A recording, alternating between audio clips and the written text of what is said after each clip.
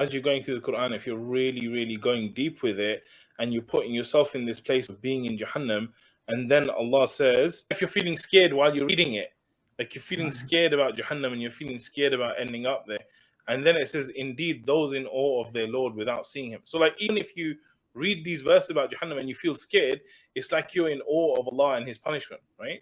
So, like, you know about Allah even though you haven't seen Him. That because of that, because you just had that belief, forgiveness basically is guaranteed for you.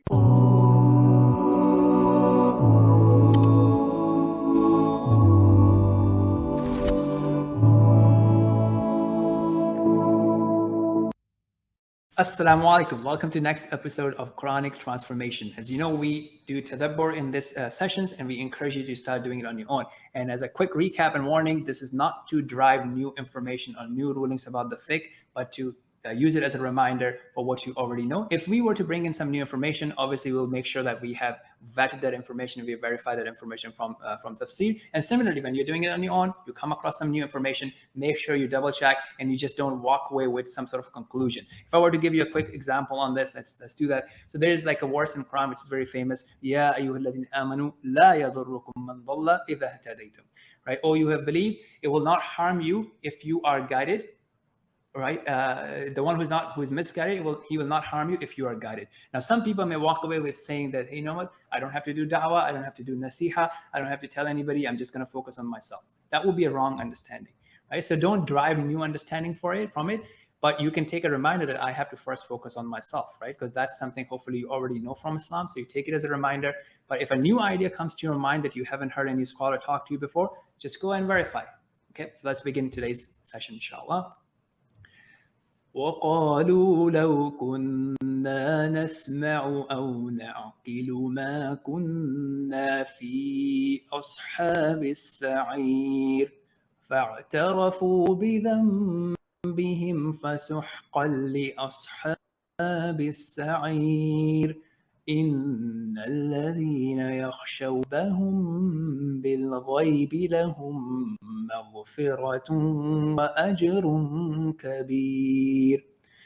And they will lament, if only we had listened and reasoned, we would not be among the residents of the blaze. And so they will confess their sins, so away with the residents of the blaze. Indeed, those in awe of their Lord without seeing will have forgiveness and a mighty reward. Okay, so we mentioned like some of the reflection questions are qualities that are mentioned in the verse and how well we do on those qualities. So I see two interesting qualities here, Muhammad. Do you spot them? No, you go ahead, tell me. Okay, so listening and reasoning and understanding, right? So that's what they are, saying that, look, had we actually properly heard the message and used our intellect, right? So doing reflection on it, pausing it, not being into like this sort of autopilot mode. Oh, what are you doing? Oh, I'm doing this because instant gratification. I'm going to have this, chasing different things. But actually pausing, slowing down. What am I doing with my life, right? That is like a proper hearing, not just like going over it. Yeah, and a lot of the time what happens is that you kind of block it out. Like even in the time of the Prophet ﷺ, people would put cotton wool in their ears just so that they couldn't even listen to the message, right? So listening, because once you listen, you've taken it in, it can have an effect on you. So literally a lot of the things that these people are saying is that we didn't listen, and therefore we didn't even reason or logically think about what was being said. Yes, and I think this is even becoming a bigger problem, right? With us swiping through, right, and multitasking and just being bombarded with different contents, not pausing, not thinking, just having this routine that we actually go in day in, day out for it. So I think that's really important for us to pause and reflect.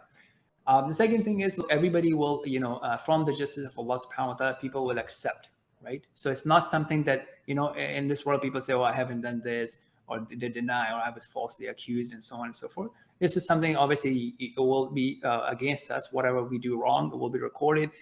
People will accept it, and only then is, the punishment that's going to actually happen on them. And as we have been talking a lot more about punishment, right? That's the verses we have been dealing with, and you always see this balance in the Quran. And then verse 12 again takes us to the promise and the hope And basically the promise here, so let's take a look at this promise, right? What are the qualities? What is the input? What do we need to do? What do we need to become?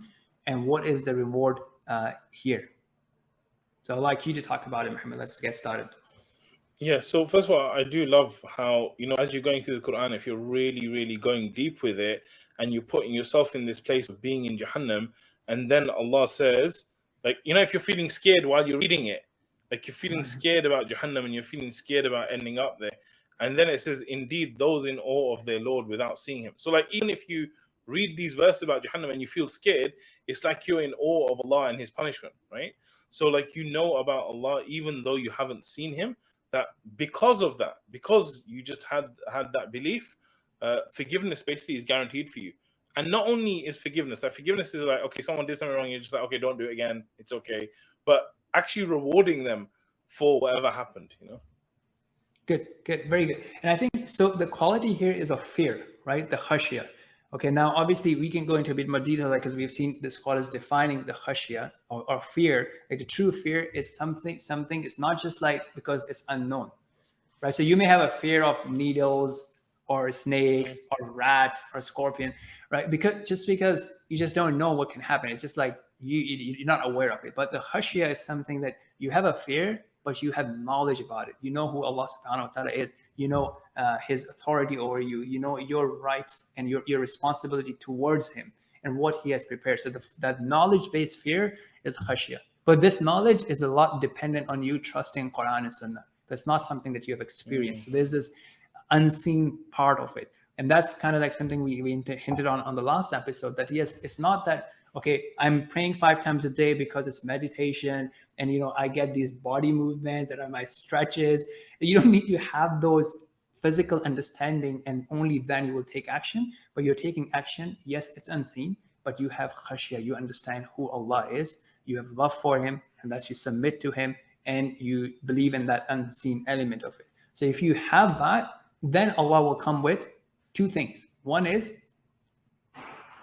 forgiveness, right? Maghfirah here, forgiveness. So it means, yes, you won't be perfect. You won't be doing everything that you are supposed to do. So you understand that. And I think this is really important, actually. Let's talk a bit about that. This happens in other scenarios as well. So you may have like a habit tracker. You want to have some habits, right? But if you don't do one habit, what do you do after? Do you like say, okay, you know what? I'm going to call it a day. I'm just going to mess up everything, right? So I think something that's so very interesting in Atomic Habits is don't miss a habit twice in a row, right? So basically rebound. So yes, you missed A'udhu Billah Salah or you did something wrong. What do you want to do for the rest of the day? Do you want to, reset, rebound, and take charge, right? Or are you just going to really call it a day? And then you go like, all the way back, like, and again, if you were to take a simple example, right? So you eat a slice of cake, and oh man, I shouldn't have eaten this right now. I'm like too much above my calories and whatever. And so, okay, you know what? Forget it. I'm just going to eat the whole cake. Right? I might as well eat more now. And that's how Shaitan works, right? Shaitan's like, look, you're doing this wrong, yeah? Like, you're a sinner. You might as well just do more sin now, isn't it? You might just keep sinning, basically. Right. Whereas and then it's really hard to come out of it. Yeah, our mindset should be like the opposite, is that we know we're going to make mistakes, right? And, there's that beautiful hadith where the Prophet said that if we didn't sin at all, then Allah would replace us with people who would sin and ask for forgiveness, right?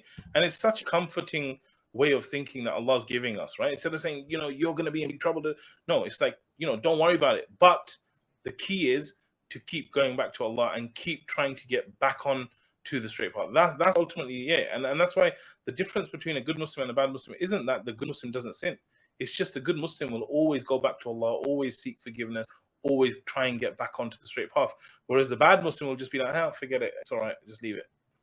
Beautiful. I think this is really important. If you want to take something from this thing is, what do you do when you sin, right? So you have 2 options, right?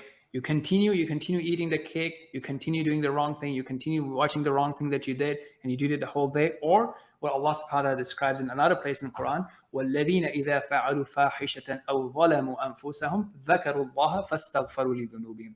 And those, when they commit a fahisha, an indecent thing, or they wrong themselves by sinning, they remember Allah and they ask for forgiveness.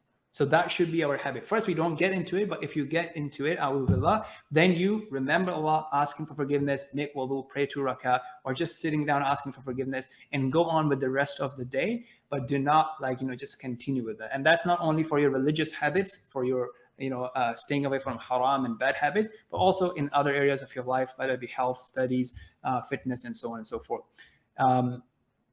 And then, so there's maghfirah, but then you also have like this amazing reward, right? So a lot of people, they talk about this thing like, I'm working on my retirement. What's my retirement going to be? An early retirement. I need to have this much money. I'm going to go and have this retirement and whatnot. And, if you see a lot of content with, people showing, different islands, different resorts, just imagine what Jannah would be like. And that's what Allah is promising you. So if you worship Him with fear, believing in the ghaib, then Allah will come with forgiveness to forgive your sins and give you this massive, huge reward that you can retire in with your loved ones. Right? So with this, we'll see you next time. Assalamu alaikum.